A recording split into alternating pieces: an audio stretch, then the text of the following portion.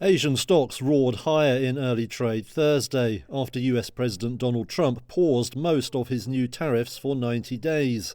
The move came after days of market turmoil that wiped trillions of dollars off the value of US stocks. Well, I thought that people were jumping a little bit out of line. They were getting yippy, They were getting a little bit yippy, a little bit afraid. Japan's Nikkei index jumped over 8% early on, following huge gains for Wall Street.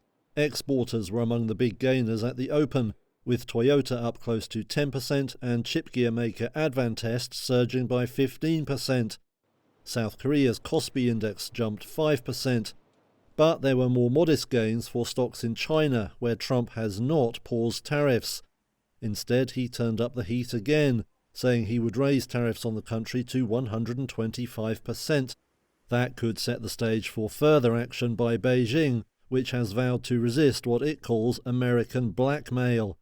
Hong Kong's Hang Seng Index gained over 2% in early trade as investors took stock. Now, Trump's stunning reversal could allow time for talks with trading partners. Despite all the turmoil for equities, it may have been the bond market that spurred the change of heart. Investors had grown alarmed by a slide in US government bonds, which normally gain in times of crisis. Some traders said the moves were a sign of major trouble brewing. Trump himself alluded to the worries. The bond market is very tricky. I was watching it, but if you look at it now, it's beautiful. The bond market right now is beautiful. But yeah, I saw last night where people were getting a little queasy. US benchmark bonds stabilized following the move on tariffs. Meanwhile, oil prices initially rose, but they fell again on Thursday, with markets fearful over what the US-China trade war means for global growth.